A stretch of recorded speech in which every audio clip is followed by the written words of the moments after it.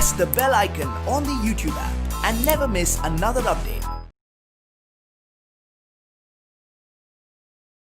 Let us continue with the chapter Ecosystem.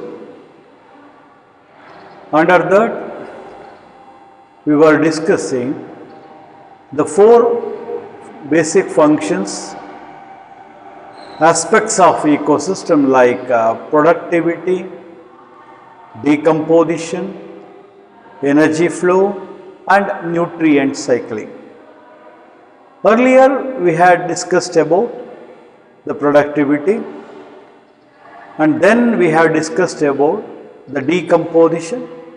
Right now we will continue from where we left in last class, that is energy flow.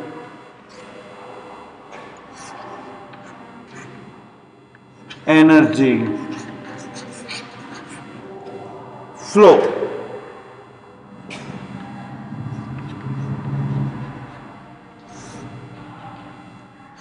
Except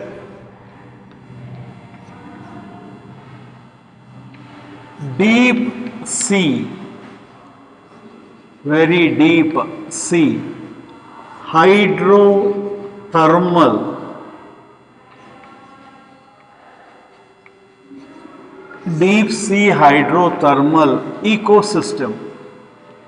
So this will be there at very deep of the sea, very depth. Apart from that, it is a highly active volcanic site. This deep sea hydrothermal ecosystem is very active volcanic site. Except this, all other ecosystem, all other ecosystem, sun is the only source of energy. For every ecosystem in nature, excluding this, that is deep sea hydrothermal ecosystem, where it will be in very depth of an deep part of the ocean, and also it is an alkaline site where sunlight cannot reach as such there. Except this, in all the remaining ecosystem, the sun is the only source of energy. Okay. So you know that here we have an earth, here we have a sun. From the sun we are getting the sunlight. That light is called as incident radiation. Solar electromagnetic radiation, or we call incident radiation, that is reaching from sun to earth. Out of this incidence radiation, less than 50% of the energy, sun energy, will be referred as photosynthetically active radiation. Active radiation, which we can be labeled as PAR. Okay.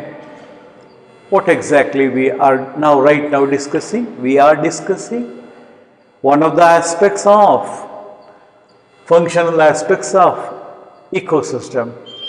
Under that we are discussing the energy flow. So the first point what we discussed here was, there will be what we call it as a deep sea hydrothermal ecosystems will be there. Will be there at the very depth bottom of the sea, ocean as such.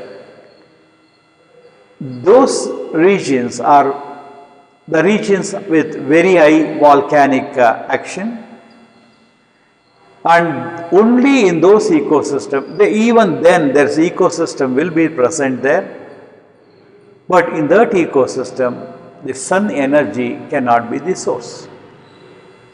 Leaving them this, what are all the other aquatic ecosystems, especially all the other ecosystems that are present, aquatic and terrestrial both, present on earth? For that, energy, sun energy is the only source of energy. Only source of energy for all the ecosystem except this will be the sun. Okay, now let's go to the next point. So you know that the earth will be receiving this sunlight. The sunlight that is received by the earth from the sun will be called as incident radiation. Out of this total 100% of radiation that is coming from the sun, less than 50% will be called as photosynthetically active radiation, or what we can call that as PAR. What is PAR? It is a photosynthetically active radiation. This radiation, PAR, using this, the plants are able to, this is the one that is, by using this, the plants are able to convert the inorganic, simple inorganic compounds into organic compounds. Organic compounds. Inorganic ಕಾಂಪೌಂಡ್ಗಳನ್ನು organic ಕಾಂಪೌಂಡ್ಗಳಾಗಿ plants ಈ ಸನ್ಲೈಟನ್ನು ಬಳಸ್ತದೆ. Photosynthetically active radiation is the one especially. This will be used by photosynthetic you can say plants, and also the bacteria which we can term as autotrophs.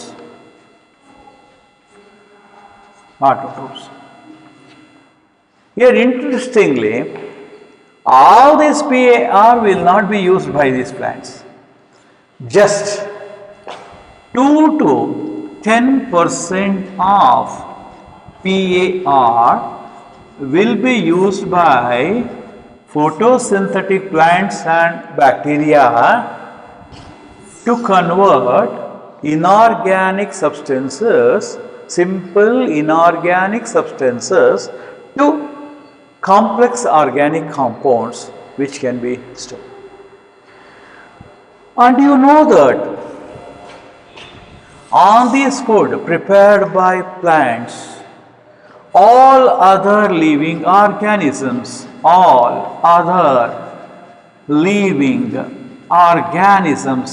that are present on the earth, all other living organisms that are present on earth are dependent. ಯಾವ food ಮೇಲೆ depend ಆಗಿರ್ತದೆ?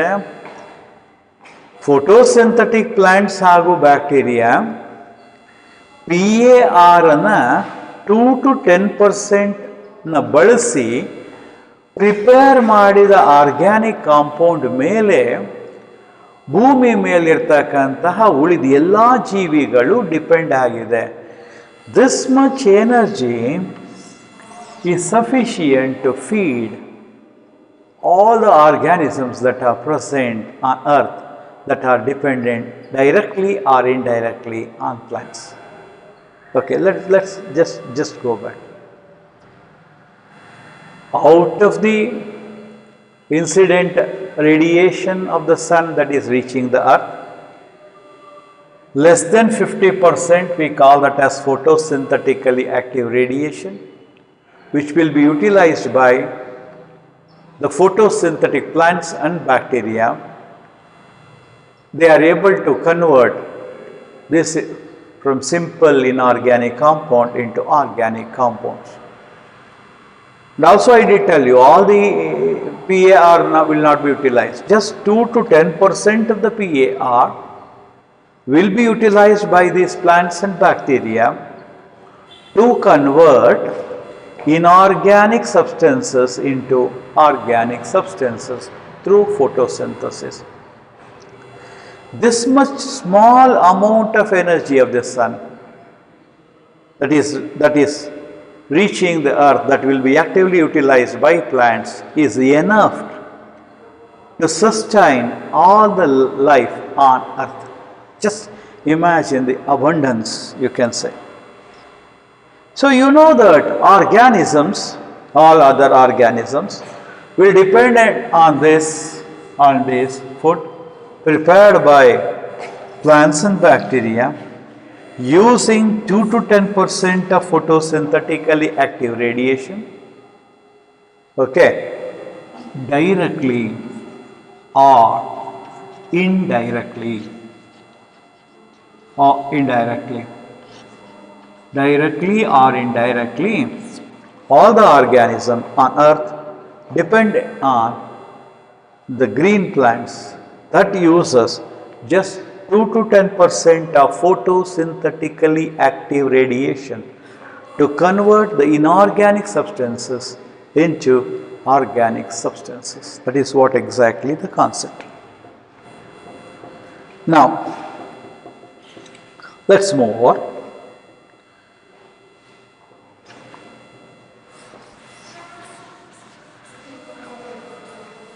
So there is unidirectional movement of energy in an ecosystem.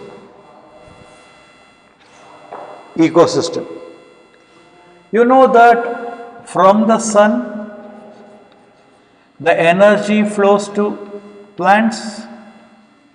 From the plants, the energy flows to the animals and also to decomposers.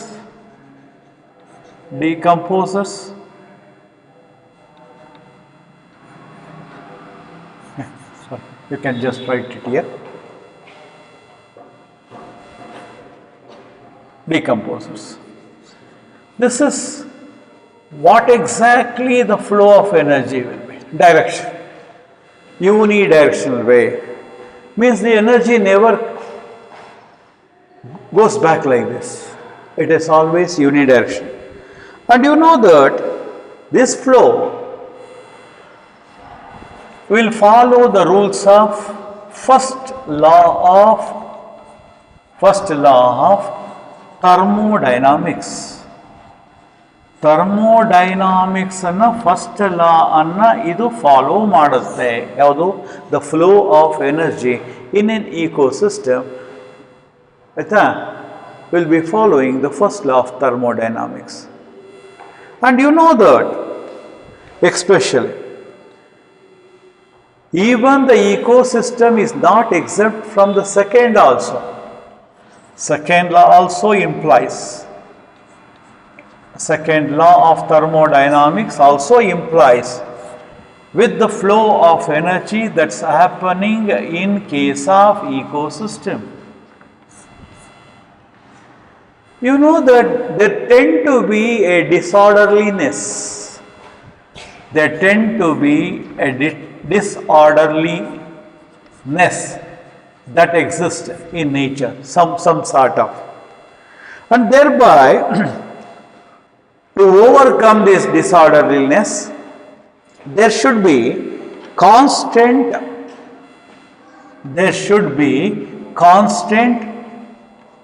flow of energy, constant flow of energy should be there to overcome the disorderliness that happens especially in nature. Tends to, especially because there is a universal tendency to disrupt the things. But To overcome that, to maintain, there should be a constant flow of energy in an ecosystem. On the ecosystem, there tend to be some sort of a disorderliness. To overcome that, there should be a constant flow of energy always required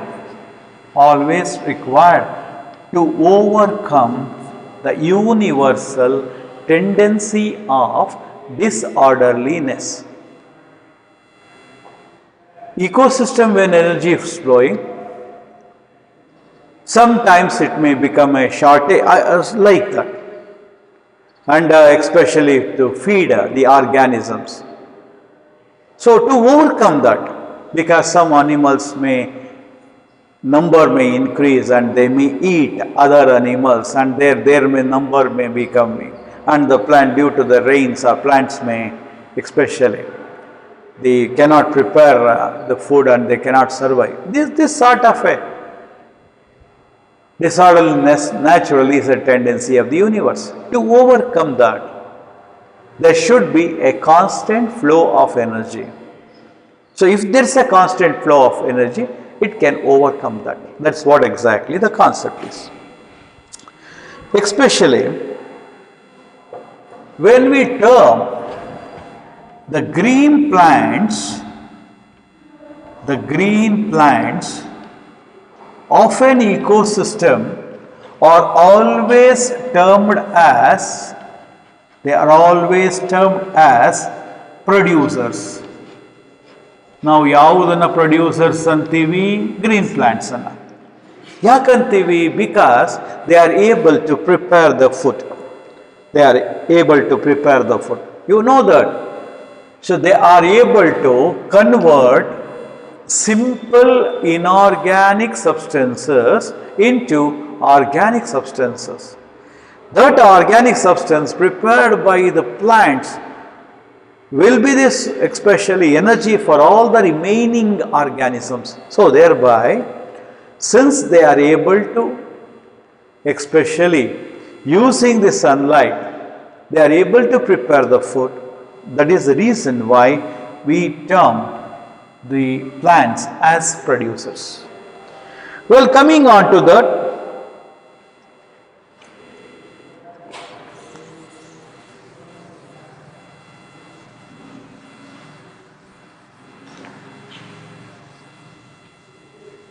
let's start.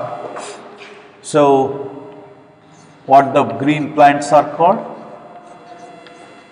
The green plants are called producers.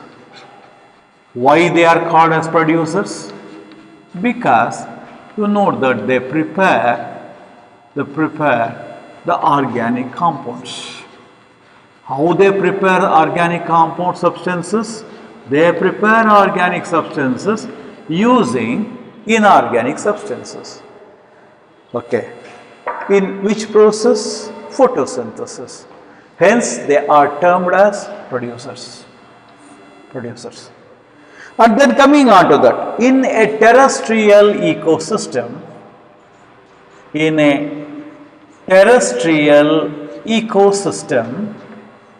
what is meant by terrestrial ecosystem? That is there on land, like forest, grassland, desert, etc.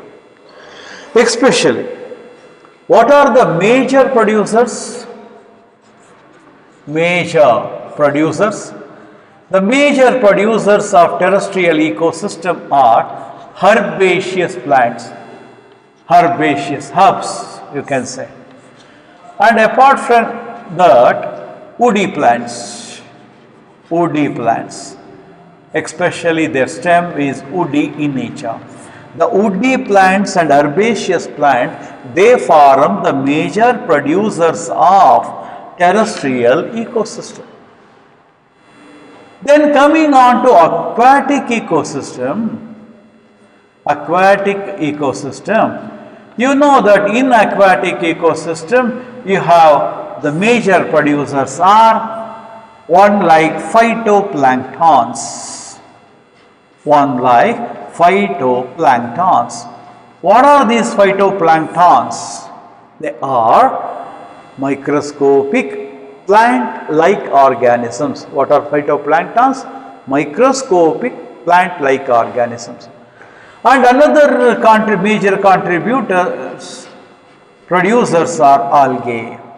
Algae are also very important, especially producers. Apart from that, we have even some higher plants. In aquatic ecosystem, we have higher plants also contribute. They may be in the form of floating ones, half submerged ones, and submerged ones. Higher plants also contribute. Okay. So why green plants are called producers? Because they are able to convert the inorganic substances into organic substances by photosynthesis.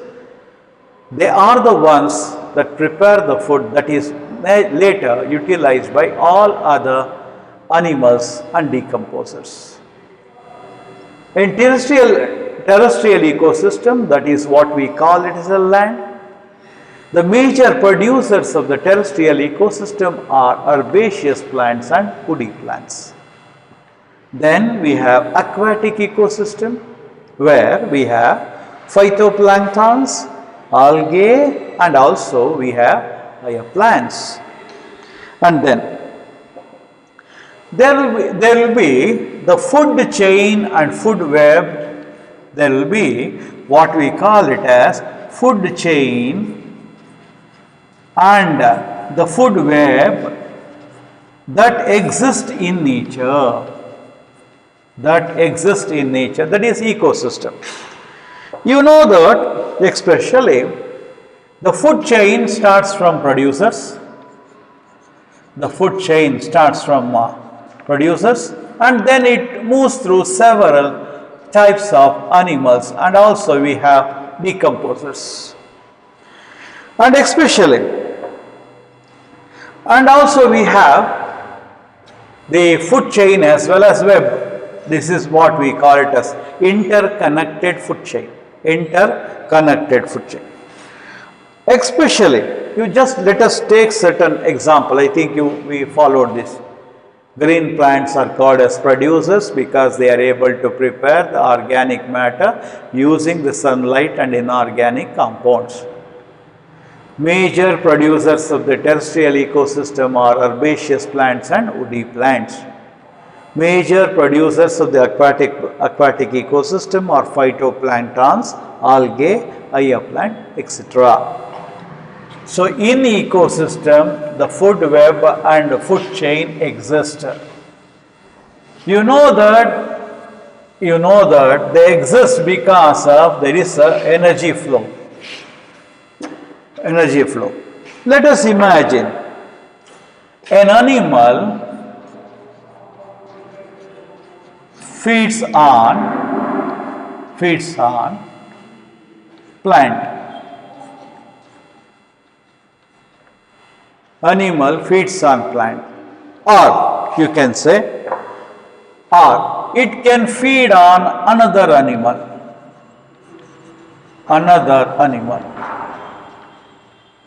It can feed on plant, or it can feed on another animal. This in turn will be fed. It will be a food for another animal.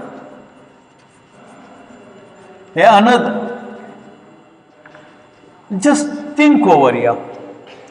An animal can feed on a plant. ಒಂದು ಪ್ರಾಣಿ ಒಂದು ಸಸ್ಯವನ್ನು ತಿನ್ನಬಹುದು. ಅಥವಾ ಒಂದು ಪ್ರಾಣಿ ಇನ್ನೊಂದು ಪ್ರಾಣಿಯನ್ನ ತಿನ್ನಬಹುದು. It can eat another animal. Or that animal that it may eat a plant or another animal, it can be eaten by eating. This is eating, and this is eaten. ಬಹಳ ಸಿಂಪಲ್ ಲಾಜಿಕ್. ಸುಮ್ಮನೆ ಒಂದು imagine ಮಾಡಿ. Here we have a rabbit. Rabbit eats a grass. Rabbit in turn is eaten by a wolf. Wolf. Or then the wolf can be eaten by another animal, a tiger or cheetah, a leopard. Okay. This is especially, there is that interdependency. All these are interdependent. Interdependent. This interdependency between these organisms will create what we call it as chain, the food chain and web. Web.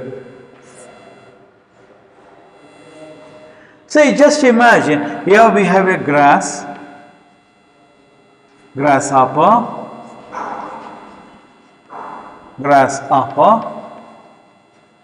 a frog and a snake. Right away we can say it's a chain. Chain. This grasshopper can be eaten by lizard. If the lizard is especially eaten by snake, or the grasshopper is eaten by a crow, the crow is eaten by snake, and naturally it becomes a web. You cannot say just ask one animal, it has to be eaten by that particular animal. There is no rule like that. Anyone can eat anyone.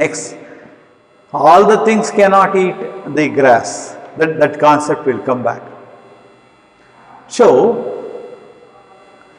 the chain and web that exist in an ecosystem, because there is an interdependency between the organisms that are there. And then, see, especially no energy that is trapped by an organism, no energy that is trapped by an organism can there be, it cannot remain in its forever. ಒಂದು organism ಅಲ್ಲಿ trap ಆಗಿರುವಂಥ energy organism ಅಲ್ಲೇ permanent ಆಗಿ ಇರಕ್ಕಾಗಲ್ಲ. Either that organism can be eaten by another organism, or that organism may die. When it dies it undergoes decomposition. For example, ourselves. No other organism can eat us except unless until we venture into forest, and in that scenario an animal can eat us. But when we die, our energy that is present in our body will go to the decomposers, and once again it will enter what we call it as through the plants, it comes back.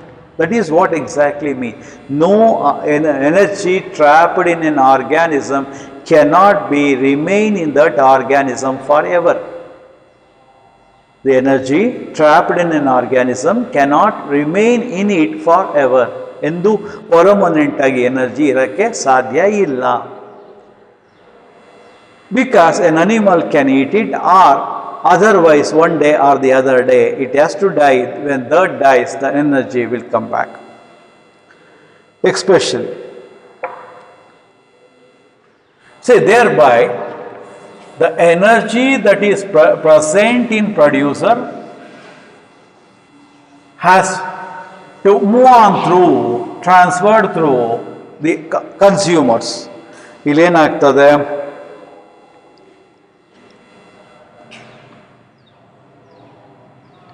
Producers ಇದೆ, ಇದರಲ್ಲಿ energy ಇದೆ. ಇದು ಎಲ್ಲಿಗೆ ಹೋಗಬೇಕು? ಕನ್ಸ್ಯೂಮರ್ಸ್ಗೆ ಹೋಗಬೇಕು. There will be series of consumers. Okay, series of consumers. And also one more point before this. Say, we say that the energy trapped in us cannot be passed on to other organism because other organism cannot eat us because we are highly protected, we are guarding ourselves from those. But one or the other day we will going to die. And when we die, our dead body will become detritus, a dead organic matter. So on that, especially the decomposers will act, and then the energy will be transferred back to the ecosystem. That is what exactly. And here we have whatever the energy there in producers, especially, will be in the form of food energy passed on through series of consumers which are unable to prepare their food, and you know that is why they are referred as heterotrophs. Heterotrophs are the organisms that are not able to prepare their own food, and then they dependent on the energy that is prepared by the producers. Especially if these heterotrophs, that is consumers, which are not able to prepare their own food, if they depend directly for their food requirement directly on plants, they are called as primary consumers. Which animals are called as primary consumers? The one directly depends on the plants. Or otherwise, they can also be referred as herbivores. What they can be referred as? They can be referred as herbivores. Basically, they are called as primary consumers since they depend only on the plants. Never ever they can eat the another animal. Such a scenario, they are called as herbivores, or we call them as primary consumers. An animal eats another animal,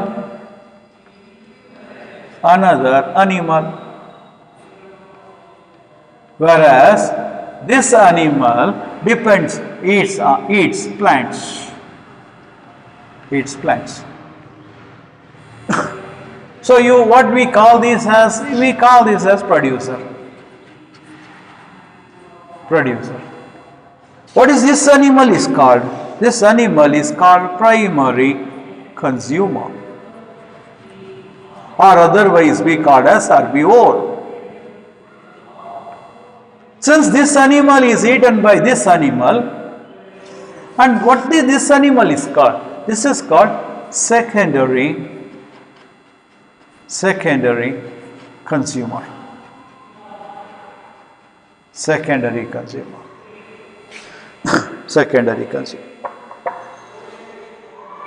And for example,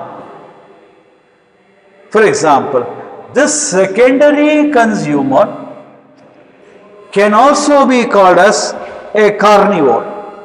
ಇದನ್ನೇನಂತ ಕರಿಬಹುದು? Carnivore ಅಂತನೂ ಕರಿಬಹುದು. If another animals eat this animal,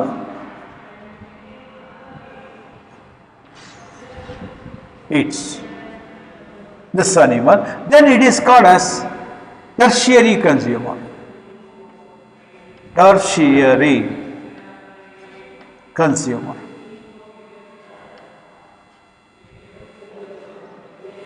producer ಇದೆ, ಅದನ್ನು ಒಂದು ಪ್ರಾಣಿ ತಿನ್ನುತ್ತೆ, ಆ ಪ್ರಾಣಿಯನ್ನು ಪ್ರೈಮರಿ ಕನ್ಸ್ಯೂಮರ್ ಅಂತೀವಿ ಅಥವಾ ಹರ್ಬಿವೋರ್ ಅಂತೀವಿ. ಆ ಪ್ರಾಣಿಯನ್ನು ಇನ್ನೊಂದು ಪ್ರಾಣಿ ತಿನ್ನುತ್ತೆ, ಅದನ್ನು ಸೆಕೆಂಡರಿ ಕನ್ಸ್ಯೂಮರ್ ಅಂತೀವಿ.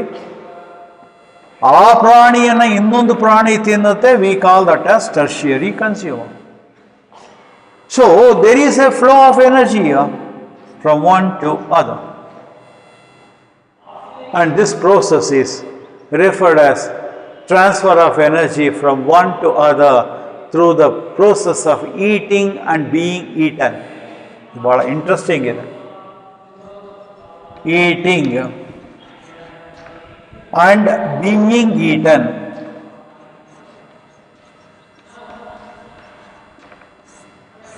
Eating and being eaten.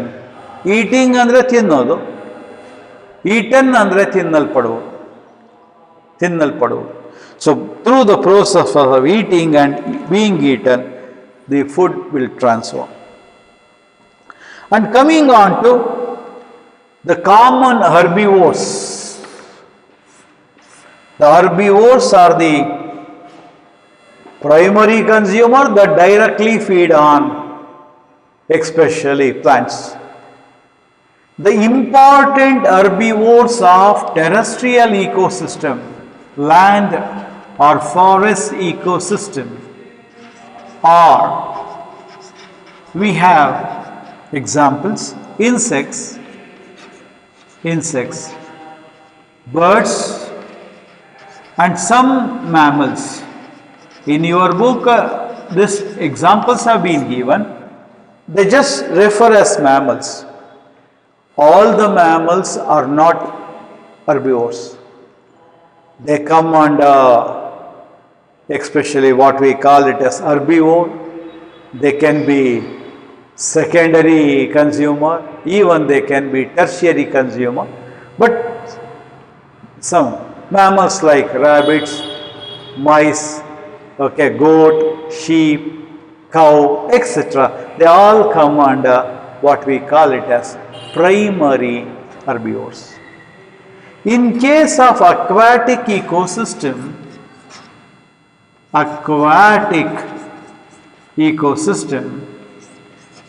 we have like molluscans,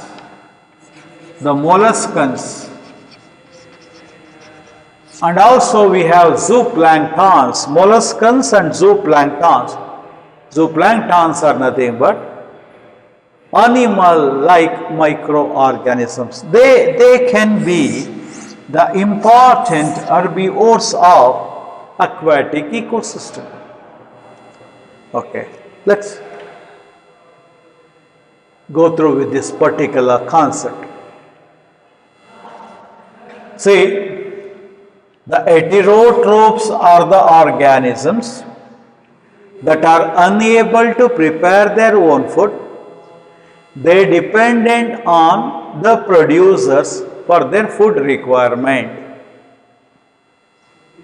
So the heterotrophs can also be referred as consumers. There will be different types of consumers basing on their food habits.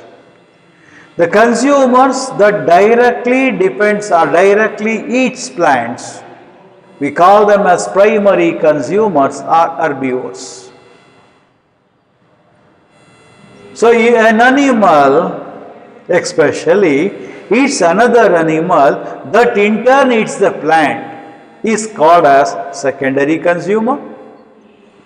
An animal that eats the plant is called as primary consumer, and you know that it is commonly called as herbivore. And this animal, if an animal eats the secondary consumer, then naturally it is called tertiary consumers. The important herbivores of terrestrial ecosystem are insects and birds and some mammals. The important herbivores of aquatic ecosystems are molluscans. Okay. So this is what exactly. Now from here we will be moving over to the next concept. Okay. Okay.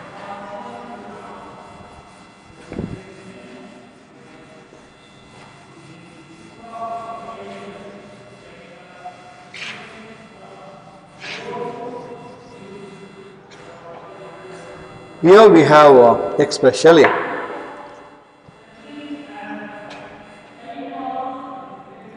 a consumer that is nothing but an animal,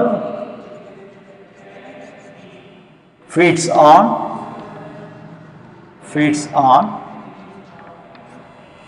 another animal, that is a consumer, that is we call another animal. That animal in turn feeds on plants. So this animal, we call that as herbivore. And also you know that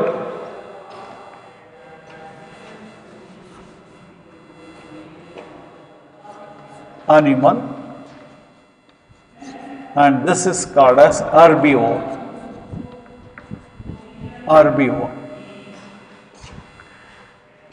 Animal that feeds on an herbivore,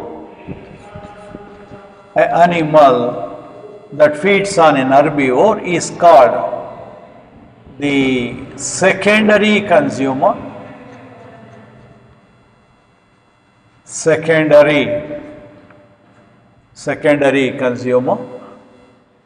Or otherwise be called as primary carnivore.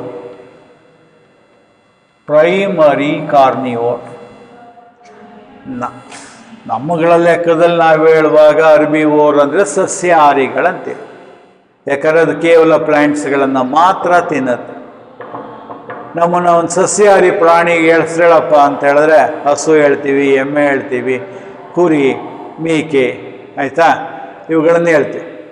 Rabbit ವೀಕೆನ್ಸ್. ಆ ಹರ್ಬಿವೋರನ್ನು ತಿನ್ನುವಂಥ ಪ್ರಾಣಿಯನ್ನು ಏನಂತೀವಿ? Carnivore ಅಂತೆ. Basically ಅದನ್ನೇನಂತೀವಿ?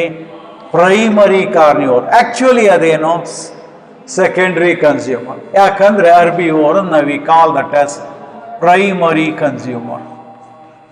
Basically what is an herbivore? Primary consumer. Why we use this term consumer?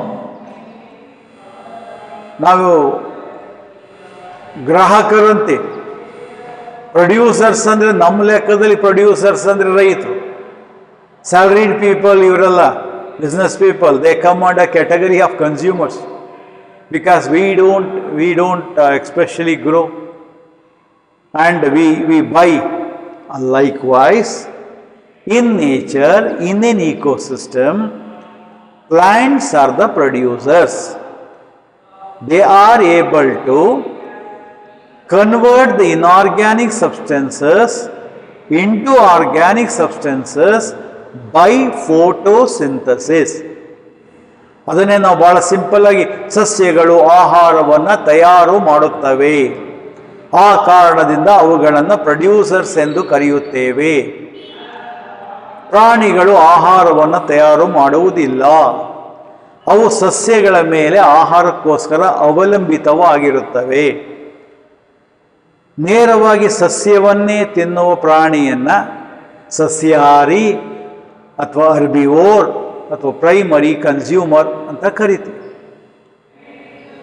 ಆ ರೀತಿ ಹರ್ಬಿವೋರನ್ನು ತಿನ್ನುವಂಥ ಪ್ರಾಣಿಯನ್ನು ಕಾರ್ನಿವೋರ್, ಮಾಂಸಾಹಾರಿ ಅಥವಾ ಬೇಸಿಕ್ ಆಗಿ ಅದನ್ನು ಪ್ರೈಮರಿ ಕನ್ಸ್ಯೂಮರ್ ಕಾರ್ನಿವೋರ್ ಅಂತೀವಿ.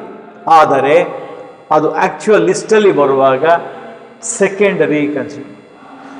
ಇದನ್ನ, ಈ ಪ್ರಾಣಿಯನ್ನ ಇನ್ನೊಂದು ಪ್ರಾಣಿ ತಿಂದರೆ, if this secondary consumer or primary carnivore is eaten by another animal, then this animal is called as top carnivore.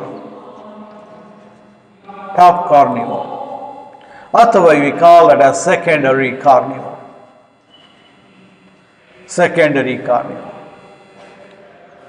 Okay, secondary or top carnivore ಅಂತ ಹೇಳಿದ್ರೆ ಇನ್ನೂ ಮುಂದಕ್ಕೆ ಹೋಗ್ಬೋದು. This can also. This is what exactly we can use, secondary carnivore. So likewise the list may go on. If it goes to the highest trophic level, ತಕ್ಷಣಕ್ಕೆ trophic level ಅಂದರೆ ಒಂದೊಂದು ಪ್ರಾಣಿಗೆ ಅದು ತಿನ್ನುವ ಆಹಾರದ ಮೇಲೆ the levels have been assigned to them in an ecosystem. Food ಚೈನಲ್ಲಿ ಅವುಗಳಿಗೆ ಲೆವೆಲನ್ನು ಅಸೈನ್ ಮಾಡಲಾಗಿದೆ. Each level is called as a trophic level. ಹಾಗಾಗಿ plants first trophic level, herbivores second tropic, then especially these primary carnivores third tropic level. Likewise, as the number also goes on decreasing, because the energy from one tropic level to other when going, it goes on reducing. Okay, especially see, we have a simple example of one grazing food chain. Grazing animal ante tintakantaha pranigalu grazing. Here we have an example for one grazing food chain.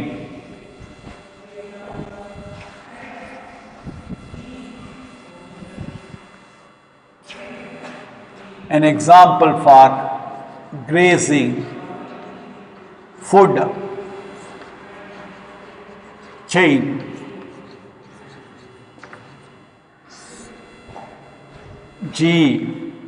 GFC, grazing food chain. Grazing food chain. See, for example, we have, there will be a grass. What the grass is called? Producer. Let us say goat. ಕನ್ನಡದಲ್ಲಿ ಗೋಟ್ ಅಂದ್ರೆ ಏನು? ಆಡು. So you know that it's an herbivore. ಈ goat ಅನ್ನ ಒಬ್ಬ ಮನುಷ್ಯ ತಿಂದಾನೆ. So naturally will be called as secondary consumer, or we call that as carnivore. Secondary consumer. So if you consider secondary consumer, you can consider this as primary consumer.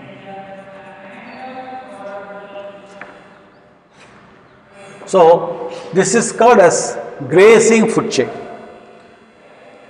especially.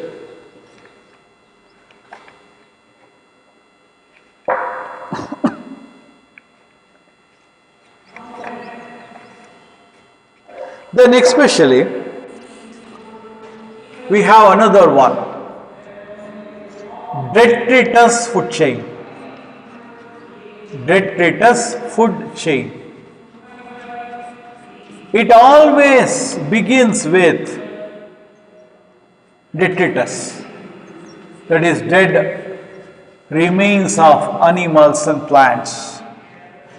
Let us take there is one leaf, fallen leaf.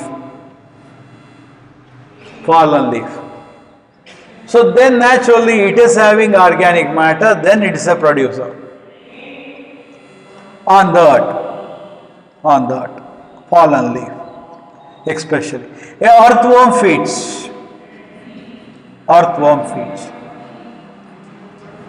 This earthworm will be fed by insects,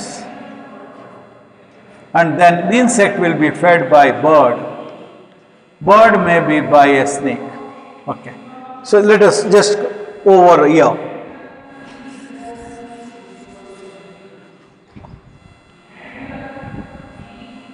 Leaf, earthworm. In such scenario, this is called as detritus food chain, that is DFC.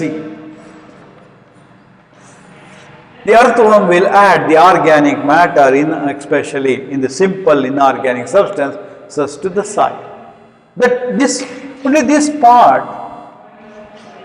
can be referred as the detritus food chain. If you write,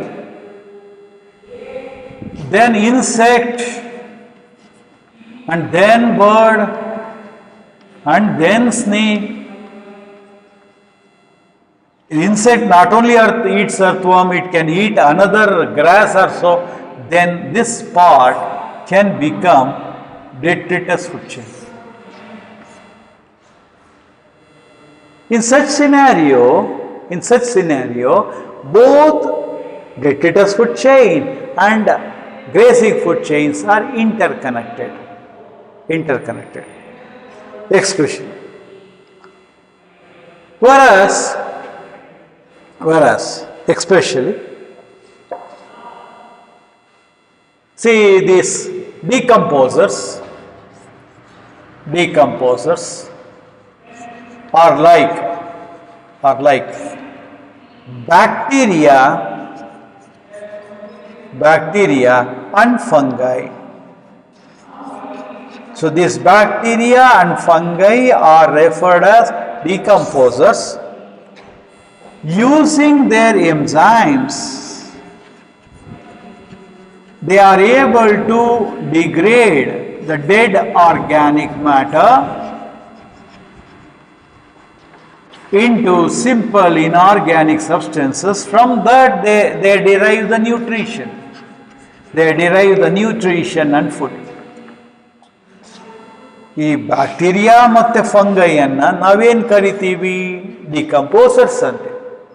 What they are able to do using their enzymes, which one? Bacteria and fungi. What they do? They degrade the organic matter, dead organic matter, and break it into simple one. From that they derive the nutrition. Hence they can also be referred as, the decomposers can also be referred as saprophytes. What is the other name for decomposers? Saprophytes. What is that word sapro means? Sapro means to decompose.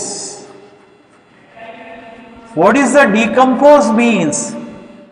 Converting the complex dead organic substances into simple inorganic substances. That is what exactly. Just let me tell you. So the detritus food chain always begins with detritus. What is the detritus? Already we have discussed. The dead remains of plants or dead remains of animals. What are the dead remains of plants?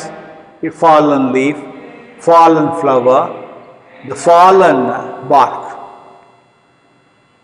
The dead remains of animal is nothing but the dead body.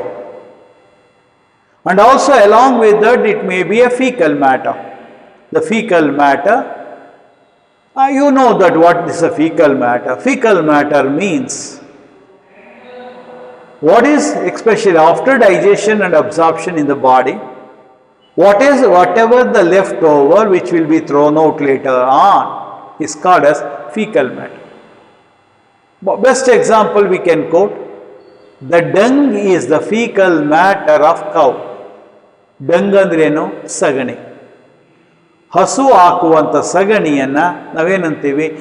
The dung is the faecal matter of the cow. Okay, so thereby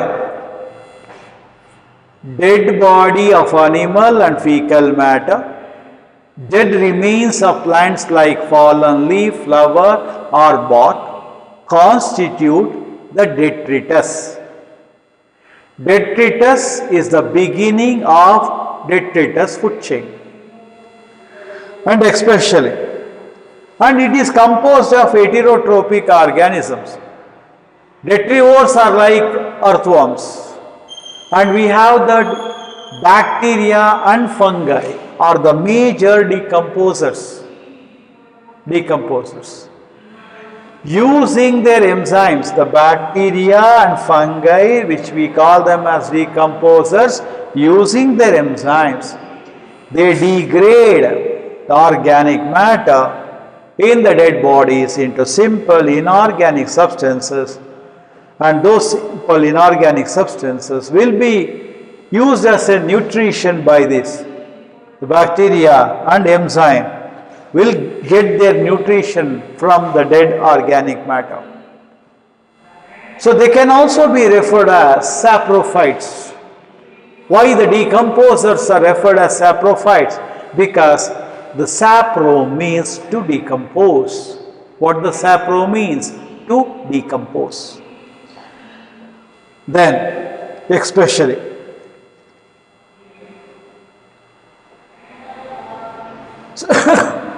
the decomposers degrade the organic matter with the help of their enzymes, and then when it is converted into inorganic substance, some part of it will be absorbed by them as food, their food.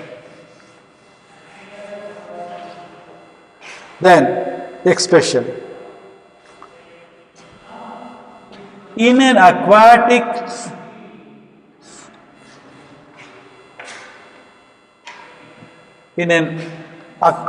ecosystem,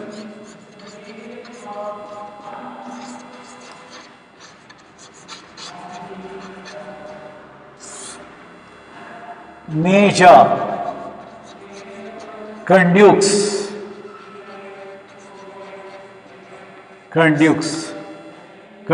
means channel.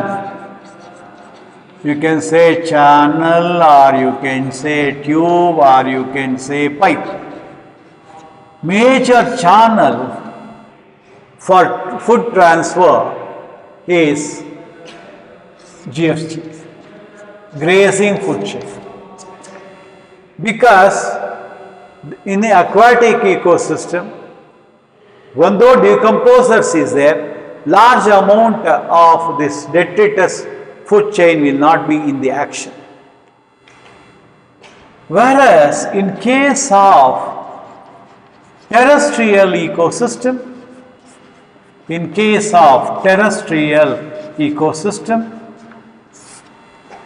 the detritus food chain plays a very important role. See, let us consider the forest as an ecosystem. Let us consider the forest as the ecosystem. Just in a forest, all the plants will not be eaten by animals. They cannot also eat. There will be very huge trees where some of the leaves of this plant cannot be reached by any animal there. Some birds may feed on it, but all the things. But major part of the leaves of the forest will be falling down. They form the litter. And then they will be converted into humus. In forming the litter and humus, you know that the decomposers play a very important role. The major share in a forest ecosystem or terrestrial ecosystem will be there in DFC. And also another thing is, so in a forest ecosystem, major part of the energy flow will be through detritus food chain rather than GFC. In aquatic ecosystem, major flow of energy will be through grazing food chain. In a terrestrial ecosystem, the major part of the energy will be passing through DFC. Means you cannot come to conclusion that in terrestrial ecosystem GFC is not there. GFC is there. Sometimes it so happens that the detritus food chain may be connected to GFT at any level. Already I gave an example. You just take a fallen leaf acted upon by earthworm, then earthworms decomposers, especially that part comes as detritus food chain. This part is DFC. It so happens that earthworm can be eaten by an insect. If an insect can be eaten by a bird can be eaten by a snake. Okay, you just look at this part from this part onwards. So this part will be the GFC and this part will be DFC. So thereby, what is the conclusion? Sir, Detritus food chain and grazing food chain may be interconnected. Okay, there may be interconnected. Some part it may be connected. And some part of this also will be connected with this. While going through with some bird may die. After die, especially, again it may come here. So any one of these may die. So thereby, there is an interconnection between detritus food chain and grazing food chain. Okay. Especially.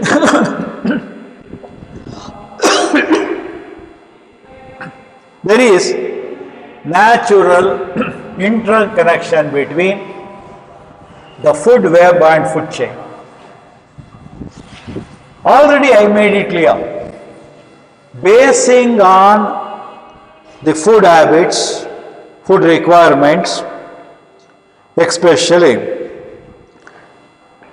the organisms in nature, natural surrounding, with feeding relationship with other organisms, feeding relationship with other organism. They occupy particular position in nature that we call it as trophic level. The organisms basing on their feeding relationship with other organisms that is in nature, they occupy a particular position in feeding relationship. That particular position in a feeding relationship, we call that as trophic level. You know that the plants occupy the basic trophic level, the first trophic level. Reason for that is because they are producers. Producers ಆಗಿರೋದ್ರಿಂದ plants basic trophic level ಅನ್ನು occupy ಮಾಡಿಕೊಳ್ಳುತ್ತೆ. Okay, so that is the first trophic level.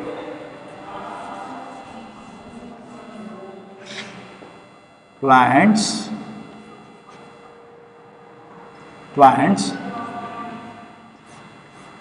being producers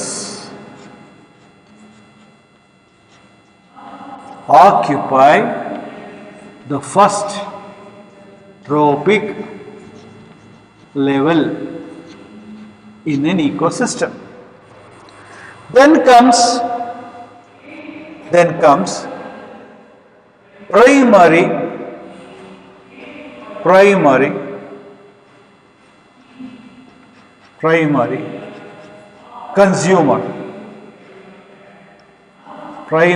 consumer that occupies the second trophic level.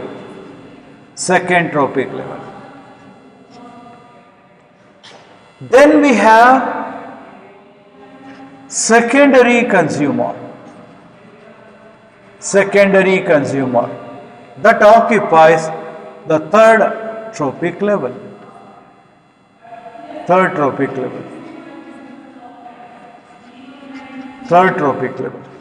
Likewise, the tertiary consumer,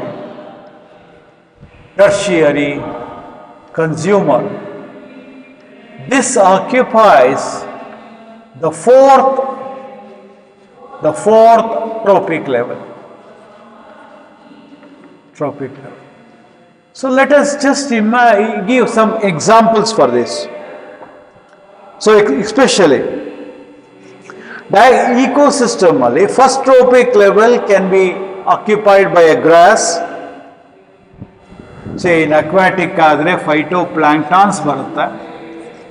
Phytoplanktons, plant like microorganisms. We have algae also in aquatic ecosystem, and then we have grass in terrestrial ecosystem. And also you have trees, small trees, especially trees, all trees. Second trophic level, it can be an herbivore. You can have a zooplankton. Zooplankton you can have. What are zooplanktons are called? Animal-like microorganisms. And then we have especially the grasshopper. And also we have example like cow. So these, and coming on to third trophic level, we have especially birds, fishes. Birds will have, even birds can also become here, birds, wolf, and fishes. Even fishes can also be there here. The fourth trophic level we have especially the man and lion. The man and lion, tiger, etc. Let say what I did tell you is basing on feeding relationship with other organism in nature or an ecosystem. The organisms will occupy the particular position, that particular position occupied by an organism in an ecosystem with relations to its feeding relationship with other organism is called as trophic level. Trophic level. So since the plants are able to prepare the food, they are called as occupy the first trophic level. The primary consumers next trophic level, secondary consumer next trophic level, then third, likewise. And we can study the trophic levels especially of organism with relations to its feeding habit with relation to other organisms in an ecosystem. Just conclude here. When we meet in next class, we will continue with the same concept once again. Thank you.